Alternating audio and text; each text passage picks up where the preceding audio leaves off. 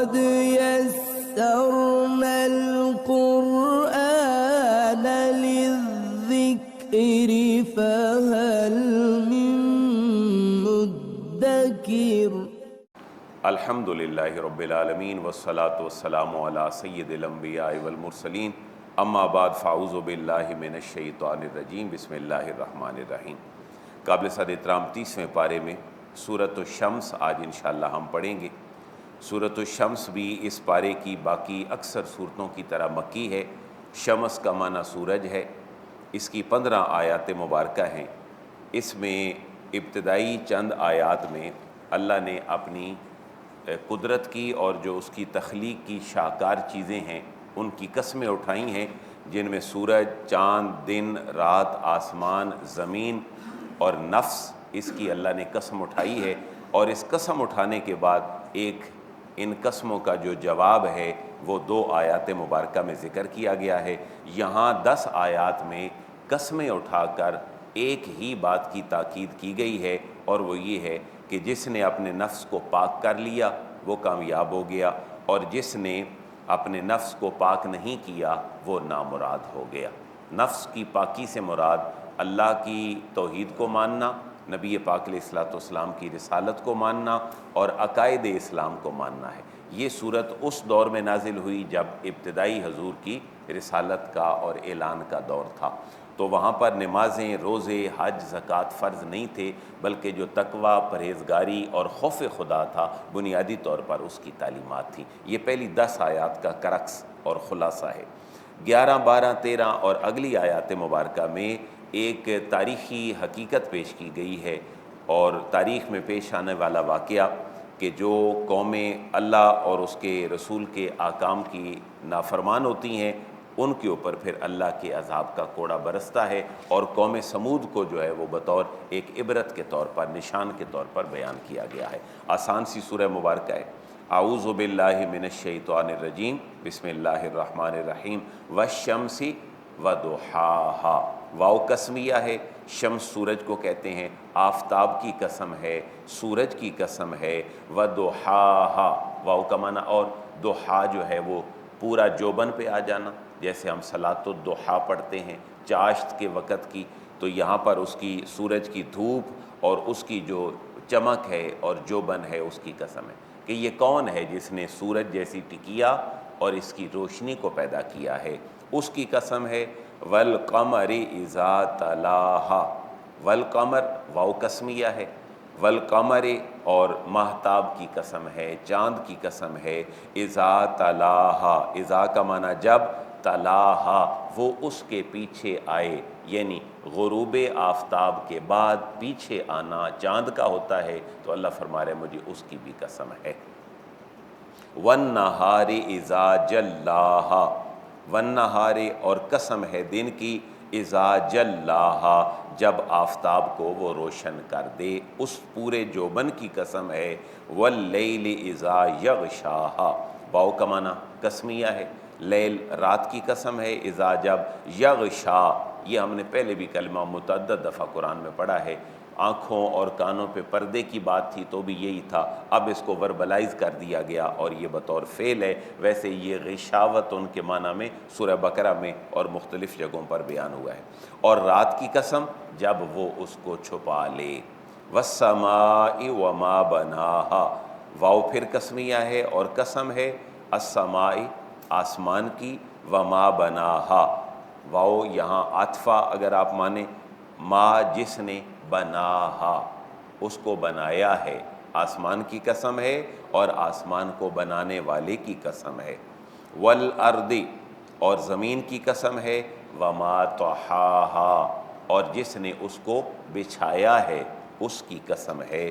یہ اللہ کی اتنی قدرتوں کی قسم کے بعد ونفس وما سواہا، واو کا معنی قسم یہاں پر ویسے اور ہوتا ہے، نفس، اور نفس کی قسم ہے، وما سواہا، اور جس نے اس کو درست کیا ہے۔ سوا یسوی، تسویہ کا معنی ہوتا ہے برابر کرنا اور درست کرنا، جیسے زمین کی سطح کی برابری کو بھی تسویہ کہتے ہیں، اور جب امام صاحب عربوں کی زبان میں آپ دیکھیں جو دو ساج و مرا کرتے ہیں تو وہاں ایک جملہ بولتے ہیں سوو صفوفکم، تو صفو بھی ایک لفظ ہوتا ہے اور سوو بھی ہے، یعنی برابر کر دیں، درست کر لیں اپنی صفوں کو، اور نفس کی قسم ہے اور اس کو درست کرنے والے کی قسم ہے۔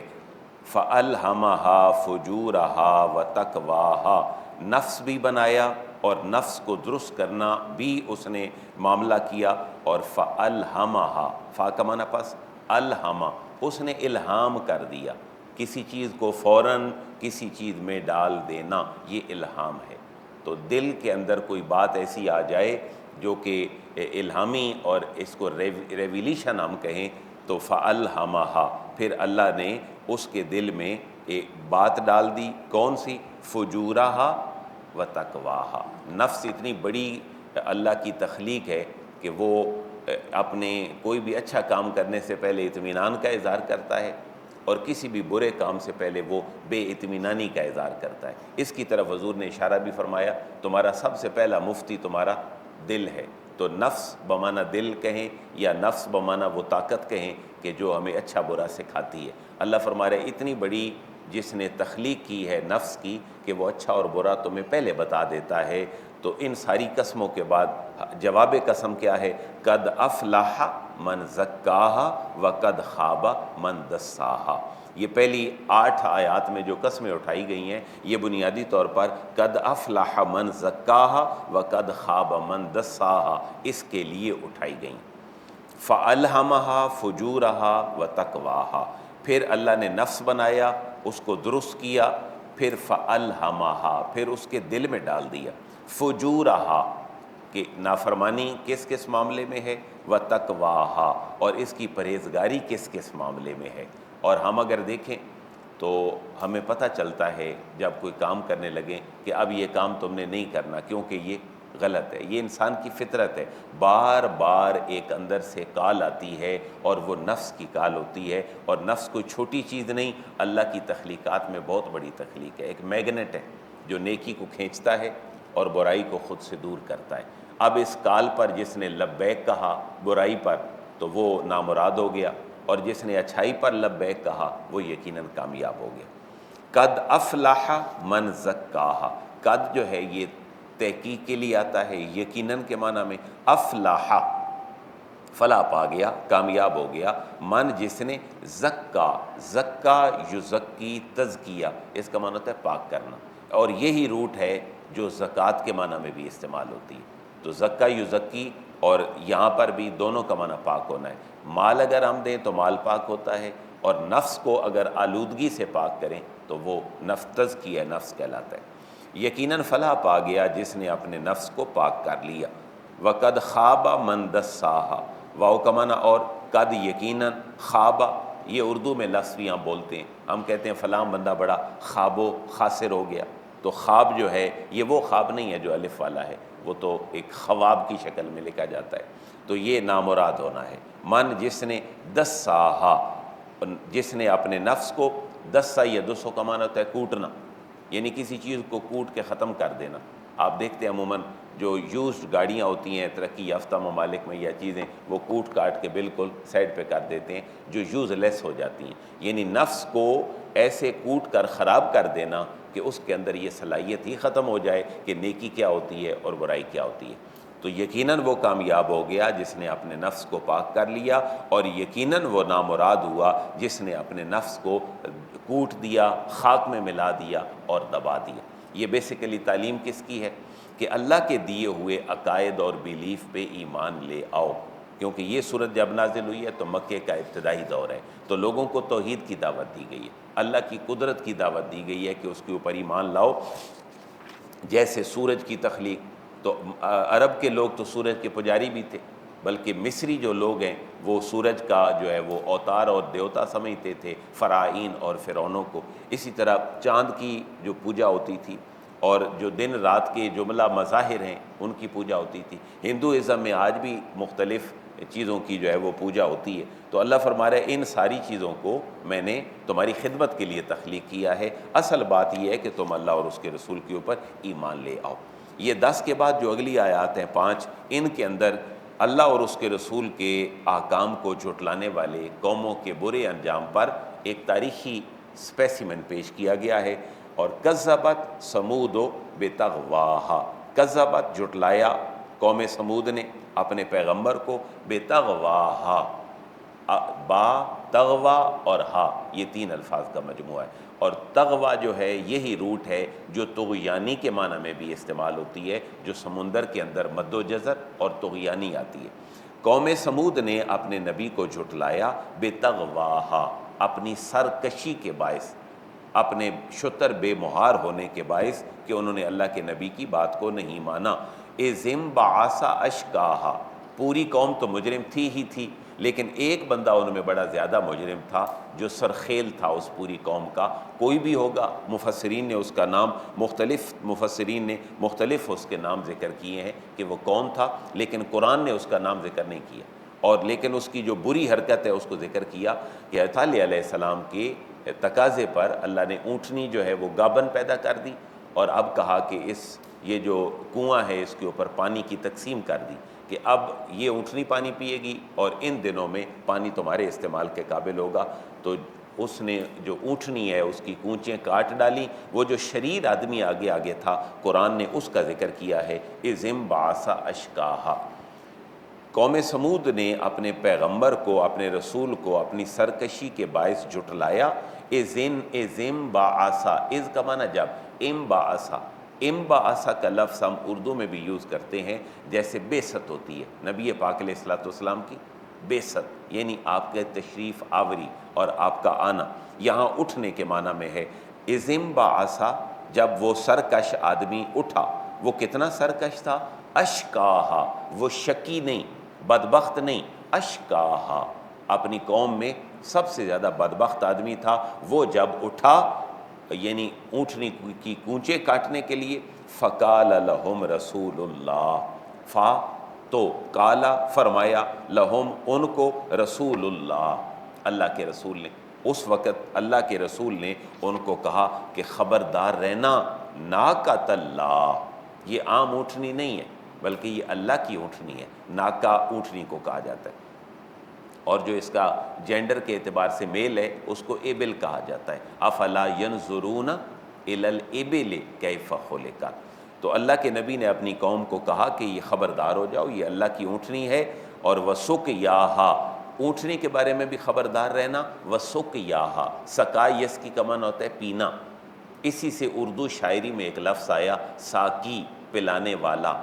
اللہ کے نبی نے فرمایا کہ اونٹنی سے بھی خبردار رہنا، وسقیاہا، اور اس کے جو پینے پلانے کے ایام اور ٹائم ہے اس کے بارے میں بھی خبردار رہنا۔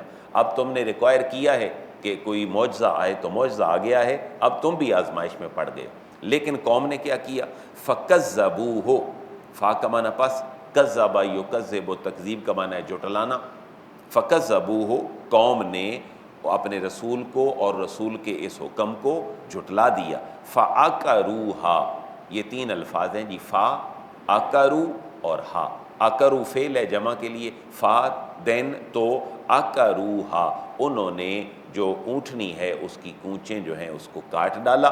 فدمدم علیہم ربہم بذنبہم فسواہا، فا کا معنی پس، دمدمہ ہلاک کر دیا، علیہم ان کو، ربہم ان کے رب نے، بذنبہم ان کے گناہ کی وجہ سے، فسواہا، یہ وہی سوا ہے جو نفس کے لیے آیا تھا، برابر کر دینا، یعنی تباہی اور بربادی اس قوم کے اوپر چھا گئی اور زمین ایسے ہی برابر ہو گئی کہ اس کے اوپر کوئی قوم بستی ہی نہیں تھی۔ حالانکہ مکے کے لوگوں کے سامنے اس قوم کا ذکر کرنا اس لیے بھی تھا کہ مکے کے لوگ فصاحت میں، بلاغت میں، اپنے اوصاف میں خود کو بڑا یونیک سمجھتے تھے، اور وہ تھے بھی صحیح، ان کے اندر اللہ نے بہت کوالٹیز رکھی تھی، لیکن انہیں یہ کہا جا رہا ہے کہ تم سے بڑی صاحب فن قوم جو قوم سمود ہے، اللہ کے نبی کو جھٹلانے کی پاداش میں وہ بھی برباد ہوئی ہے، تو تم بھی اسی روش پر چل رہے ہو۔ ایک بات پہ اور غور کریں، اس صورت میں اس قوم کے ایک بدبخت آدمی کا ذکر ہے، تو نبی پاک علیہ السلام کو بھی مکے کے ابتدائی دنوں میں ایک شخص کی جو ہے وہ طرف سے مشکل کا سامنا، بعض جگہ پہ ابو لہب کو قرآن نے سورۃ اتاری، تبت یدا ابی لہب، بعض جگہ پہ ابو جہل کی طرف سے سامنا تھا، اور اقرأ بسم ربک الذی خلق اور جو ابتدائی صورتیں ہیں ان کے اندر اس شخص کا ذکر ہے جس کی پیشانی کو جھوٹی پیشانی کہا گیا کہ اے حبیب آپ کی پیشانی کو یہ اپنے اللہ کی بارگاہ میں جھکنے کو جھوٹا کہتا ہے، حالانکہ جھوٹی پیشانی والا تو یہ خود ہے۔ تو جو ایک اسی طرح ولید بن مغیرہ بڑا بدبخت آدمی تھا، سورہ نون والقلم میں اس کے 10 برے اوصاف اللہ نے بیان کیے، تو یہ اسی کا جواب ہے کہ حضور کی قوم میں، مکے کے لوگوں میں کسی ایک خاص شخص کو پوائنٹ آؤٹ کیا گیا ہے کہ جیسے وہ بدبخت تھا، اے حبیب آپ کی قوم میں یہ بدبخت آدمی ہے جو آپ کے راستے کی رکاوٹ بنتا ہے۔ یہ ایک چھوٹی سی ریزیمبلنس ہے۔ اور ولا یخاف عقباہا، اور جب اللہ تعالیٰ کسی نافرمان قوم کو برباد کر دیتا ہے تو اللہ تعالیٰ کو کوئی خوف نہیں ہوتا اس کے انجام کا، حالانکہ اللہ اپنے بندوں سے کتنی محبت کرتا ہے کہ ایک انسان کا قتل ساری انسانیت کا قتل ہے، اور ایک جگہ پہ قوم ساری برباد ہو رہی ہے تو اللہ فرما رہا ہے ولا یخاف عقباہا، اور کوئی ڈر نہیں اللہ کو عقباہا، ان کے عقبہ کا اور ان کی آخرت کا اور ان کے برے انجام کا اللہ تعالیٰ کو کوئی خوف نہیں ہے۔ یہ جو یخافو کا فاعل ہے وہ اللہ تبارک و تعالیٰ کی ذات ہے، یعنی اللہ کو کوئی خوف نہیں ہے کہ کوئی قوم برباد ہو جائے۔ تو اس پوری سورہ مبارکہ کا جو نقطہ نظر ہے وہ نفس کی اصلاح ہے، اور ابتدائی مکی صورتوں میں موسٹلی صورتوں میں اسی طرح نفس کی اصلاح کی بات کی گئی ہے۔ اللہ تبارک و تعالی ہمیں اپنے نفس کی اصلاح کی توفیق عطا فرمائے۔ روزہ رکھنا، زکوٰۃ دینا، حج کرنا، نماز پڑھنا، یہ سارے نفس کی اصلاح کرنے والے کام ہیں، ان سے بندے کی تربیت ہوتی ہے۔ اللہ ہمیں تربیت لینے کی توفیق نصیب فرمائے، قرآن پہ عمل کی توفیق نصیب فرمائے۔ وما علیہ الا البلاغ۔